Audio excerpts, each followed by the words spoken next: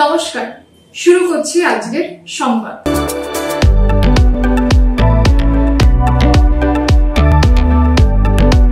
শহর বর্ধমানে যে কটি বড় পুজো হয় তার মধ্যে অন্যতম হলো জোড়া মন্দির দুর্গাপুজো। রবিবার জোড়া মন্দির দুর্গাপুজো কমিটির খুঁটি পুজো অনুষ্ঠিত হলো।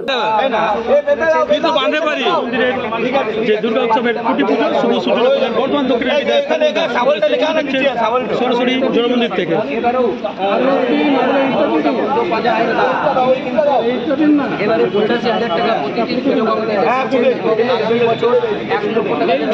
भैया थोड़ा चाहिए उधर चाहिए।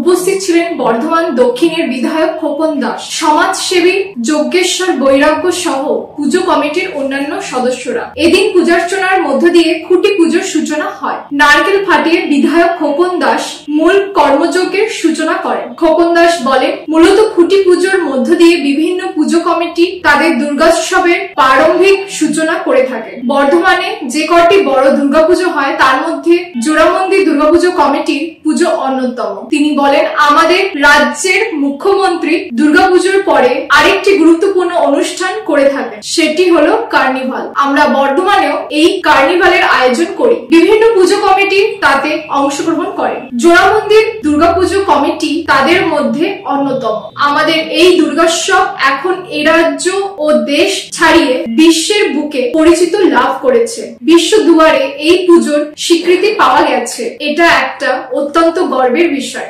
রাজ্যের মুখ্যমন্ত্রী মমতা বন্দ্যোপাধ্যায়ের প্রচেষ্টায় সেটা সম্ভব হয়েছে। আসুন আমরা প্রত্যেককে দুর্গোৎসবের যে উদ্যোগ তাকে সার্থক করে তুলি।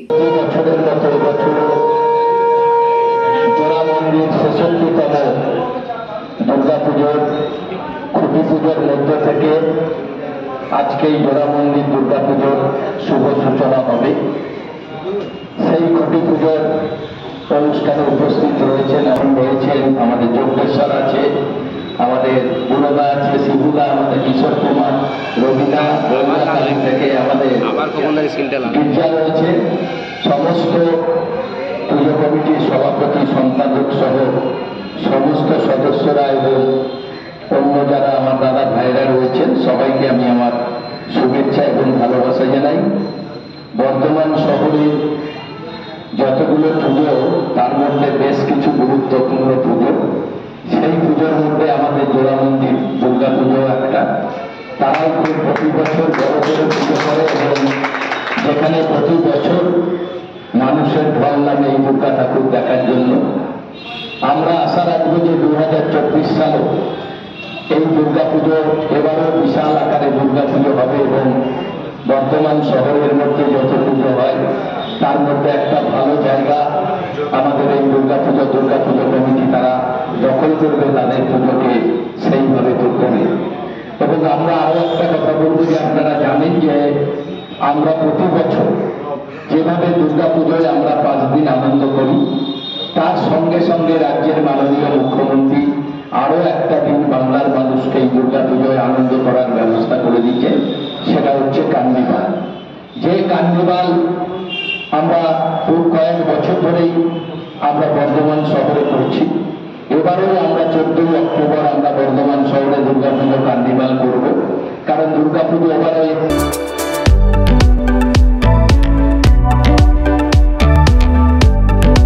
State bank of India staff association Durgapur module বর্ধমানে 1 নম্বর উদ্যোগে এক রক্তদান শিবিরের আয়োজন করা হয়। State bank of India staff association Bardhaman region 1 এবং র্যাসম্যাক কাম সার্ক বর্ধমানের তরফে আজকে একটি স্বেচ্ছা রক্তদান শিবিরের আয়োজন করেছি। আমাদের এই state bank of India staff association একটি শতাব্দী প্রাচীন শ্রমিক সংগঠন। আমরা বিভিন্ন সময় বিভিন্ন সেবামূলক কাজকর্মের সঙ্গে যুক্ত থাকি। এই ব্লাড ডোনেশন ক্যাম্পটা আমাদের প্রতি বছরই আমরা চেষ্টা করে থাকি করার। তো আমাদের এই বর্ধমান ইউনিভার্সিটি ব্রাঞ্চে বহুদিন যাবৎ হয়ে আসছে এবং এই 2024 সালে আজকে আমরা এখানে একটি ব্লাড ডোনেশন ক্যাম্পের আয়োজন করেছি এবং আজকে মোটামুটি আমাদের 100 থেকে 120 জন মতো এখানে রক্তদাতা উপস্থিত আছেন, রক্ত দেবেন। এখনও পর্যন্ত 75 জন রক্ত দিয়েছেন এবং আরও রক্তদাতা আসছেন state bank of India Bardhaman university ব্রাঞ্চে আয়োজিত এই রক্তদান শিবিরে মোট 120 জন রক্তদান করেন। শিবশঙ্কর সেবা সমিতির রশ্মি ব্লাড ব্যাংক কর্তৃপক্ষের হাতে এই রক্ত তুলে দেওয়া হয়। এ প্রসঙ্গে সংগঠনের দুর্গাপুর মডিউলের জেনারেল সেক্রেটারি সোমেশ দাস জানান, প্রতি বছর তারা এই ধরনের রক্তদান শিবিরের আয়োজন করে থাকে। মূলত গ্রীষ্মের সময় থেকেই রক্তের সংকট দেখা যায়, তাই বিভিন্ন ব্লাড ব্যাংকে এই রক্তের সংকটের বিষয়টিকে সামনে রেখেই তারা রক্তদান শিবিরের আয়োজন করেছে। এখানে তাদের সংগঠনের সদস্যরা ছাড়াও ব্যাংকে অনেক গ্রাহক এগিয়ে এসেছেন রক্তদান করার জন্য, তার জন্য তাদের ধন্যবাদও জানানো হয়। সোমেশ দাস বলেন, আমরা ব্যাংক কর্মচারীরা আমাদের দৈনন্দিন কাজ করার পাশাপাশি সামাজিক ক্ষেত্রে আমাদের দায়বদ্ধতা পালনের চেষ্টা করি, তাই অঙ্গ হিসেবে এই উদ্যোগ গ্রহণ করা হয়েছে। ভবিষ্যতেও আমরা এইভাবে মানুষের পাশে থাকার চেষ্টা করব। এর মধ্যে শুধুমাত্র স্টাফ মেম্বার্স নয়, আমাদের কাস্টমাররাও কিন্তু রক্ত দিয়েছেন এবং তারাও ভীষণ উৎসাহিত। তো খুব সুন্দরভাবে সকাল থেকে হই হই করে রক্তদান কর্মসূচি চলছে এবং আমাদের সংগঠনের যে বেঙ্গল সার্কেলের শীর্ষ নেতৃত্ব এখানে উপস্থিত আছেন। বেঙ্গল সার্কেলের জেনারেল সেক্রেটারি সহ বিভিন্ন শীর্ষ নেতৃত্ব এবং অন্যান্য মডেলের ডিজেসরাও আজকে উপস্থিত আছেন। আমার নাম সোমেশ দাস, আমি state bank of India staff association Durgapur মডেলের অ্যাসিস্ট্যান্ট জেনারেল সেক্রেটারি। দুর্গাপুর মডেলের তরফ থেকে রিজিয়ন 1-এর তরফ থেকে আমরা স্বেচ্ছায় রক্তদান শিবির আয়োজন করেছিলাম। আজকে আমাদের এই অনুষ্ঠানটা খুবই সুন্দর হয়েছে। সমস্ত শীর্ষ নেতৃত্ব এসেছেন এবং অনেকজন আমরা ডোনার পেয়েছি। আমাদের রক্তদান নিয়ে নতুন করে বলার কিছু নেই, রক্তদান কতটা দরকার, এই সময়টা কতটা রক্তের অভাব চলছে বিভিন্ন জায়গায়, বিভিন্ন ব্লাড ব্যাঙ্কগুলো থেকে আমরা জানতে পাচ্ছি। কত মেম্বারদের, কত সাধারণ কাস্টমাররাও আমাদের কাছে এসে বলেন রক্ত সম্বন্ধে কিছু রক্ত পাওয়া যাবে কি না। আজকে কোনো তারা হয়তো কোনো মারণ রোগে ভুগছে, তার বাড়ির কোনো লোক, তো সেই সব যে বিভিন্ন পরিস্থিতিটা মাথায় রেখেই আমাদের আজকের এই শিবিরের আয়োজন এবং এটা খুব সুন্দরভাবে আমাদের হয়েছে। অনুষ্ঠানটা এখনও চলছে, আশা করছি ভবিষ্যতে আমরা আবার করব। এই ঐতিহ্য আমাদের অনেকটা সময় লেগেছে, প্রায় 300 বছর লেগেছে, প্রায় 250 বছর লেগেছে ঠিকঠাকভাবে human two human blood transfusion করার জন্য। আপনারা হয়তো অনেকেই যারা একটু পুরনো দিন, এখনকার সিনেমাতে খুব একটা আসে না, একটু যারা পুরনো তারা হয়তো জানবেন যে আগে এগুলো হিন্দি সিনেমাতে খুব চল ছিল, পাশাপাশি সরিয়ে অমিতাভ বচ্চন, বিনোদ খান্না সম্ভবত খুন পাসিনা একে অন্যকে রক্ত দিচ্ছে, এটাই মাধ্যম ছিল, এইভাবেই দেওয়া হতো। এইভাবে কেন দেওয়া হতো এবং আজকে এই প্রক্রিয়াতে আমরা কিভাবে এসেছি, এর মাঝে একটু অন্য ঘটনাক্রম আছে। ব্লাড স্টোর করা যেত না, তার কারণ ব্লাডকে স্টোর করা যেত না। সেই ব্লাড স্টোর করার প্রক্রিয়া পরবর্তীকালে আছে। তার আগে আসে হচ্ছে group determination, negative positive factor, Rh factor determination, এর আবিষ্কার, এটা ডিটারমিনেশন প্রক্রিয়াও যখন আসে, তারপরে আসে কি করে স্টোর করা যায়। নাহলে যেটা সিনেমায় আমরা দেখেছিলাম সেই ধরনের প্রক্রিয়ায় চলতো, কিন্তু পরবর্তীকালে যখন স্টোর করা গেল তখন ব্লাড ডোনেশনের এই প্রক্রিয়া শুরু হলো।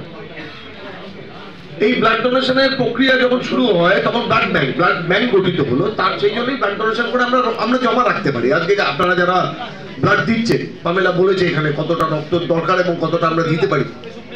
আজকে যারা ব্লাড দিচ্ছেন তাদের ব্লাডকে স্টোর করা হবে, যখন যে পেশেন্টের দরকার হবে তাদের মধ্যে সেই রক্ত তাদেরকে দেওয়া হবে। সেই রক্ত, এই পদ্ধতিটা আসতেই আমাদের কিন্তু 250 বছরের ইতিহাস আছে প্রথম ব্লাড ট্রান্সফিউশনের পর থেকে।